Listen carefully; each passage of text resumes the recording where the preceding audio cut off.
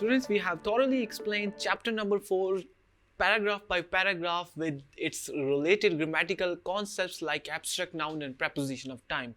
Now let's take an overview of this chapter, that what happened in this chapter. Students, try to start this chapter with the, we can say, the एक background देते हुए chapter को start करते हैं कि एक migration होने वाली है मक्का से मदीना, और हज़रत मोहम्मद सल्लल्लाहु अलैहि वसल्लम ने अपने क्लोजेस्ट कंपेनियन हज़रत अबू बकर सदीक को अपने साथ रखा है। और जब कुफ़ार को इस बात का इल्म होता है कि प्रॉफिट मोहम्मद सल्लल्लाहु अलैहि वसल्लम अपने करीबी के साथी के साथ मक्का से मदीना हिजरत करने वाले हैं, तो वो उन्हें ढूंढने लग जाते हैं और वो उन्हें ढूंढने के लिए उनके सर पे डिफरेंट इनामात भी रख देते हैं, नाउज़ुबिल्लाह। सेकेंड पैराग्राफ में स्टूडेंट्स राइटर हमें ये बताता है कि the preparation for the journey is ongoing at the, we can say, at the house of Hazrat Abu Bakr Siddiq. In that preparation are main subject matter, जो कि हज़रत अस्मा है, वो सारा खाना तैयार करती हैं। और हालात उनके कुछ ऐसे हैं कि खाने को बांधने के लिए बेल्ट तक नहीं है, तो बेल्ट के लिए वो अपना कमर से बेल्ट उतार के उस खाने के साथ बांधती हैं, जिसके बरक्स उन्हें ज़ैनुल नातिकीन का खिताब दिया जाता है हज़रत मोहम्मद सल्लल्लाहु अलैहि वसल्लम की तरफ से। लेटर ऑन हमें उनके करेज के बारे में बताया जाता है कि वो इतनी बहादुर खातून थी कि वो रात के वक्त हर रोज़ खाना लेके एक बड़े ही पथरीले इलाके से गारे सोर तक पहुंचती थी, जहां पे हर लम्हे पे इस बात का डर था कि वो पकड़ी जाएंगी और कुफार को इस बात का इल्म हो जाएगा।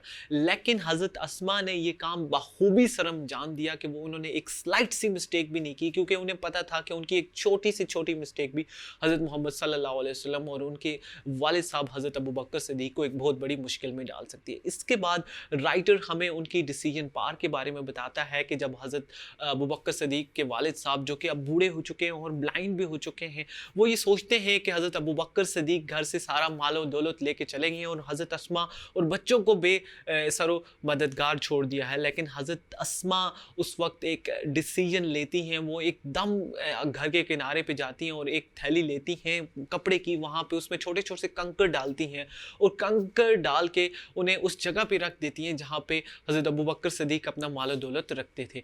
और आप जो हैं वो आपके दादा को वहाँ तक लेके जाती हैं और उस कपड़े को टच करने को कहती हैं, ताकि आपके दादा को इस बात का यकीन हो सके कि हज़रत अबू बकर सिद्दीक़ सारी माल और दौलत लेके नहीं गए, वो उनके लिए बहुत सारा साजो सामान यानी हीरे जवाहरात या सोना छोड़ के गए।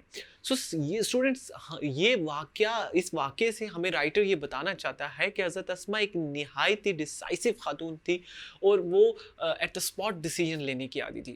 tutoria.pk लाया पाकिस्तान के मैट्रिक और इंटर स्टूडेंट्स के लिए अपनी नौयत का पहला ई लर्निंग प्लेटफॉर्म, जहां पे आपको मिले 18 से ज्यादा बोर्ड्स के video lectures, past paper solution, book notes, MCQs, quizzes और बहुत कुछ। आज ही हमारी वेबसाइट पर लॉगिन करें और बनाइए अपनी पढ़ाई आसान।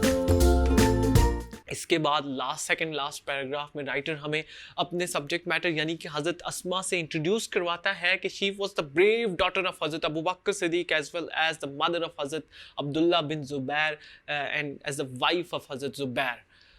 वो हज़रत आयशा की स्टेप सिस्टर भी थी। And writer is telling us that हज़रत ज़ुबैर अक्सर ये कहते थे कि मैंने अपनी ज़िंदगी में हज़रत अस्मा और हज़रत आयशा जैसा सखी इंसान कोई नहीं देखा।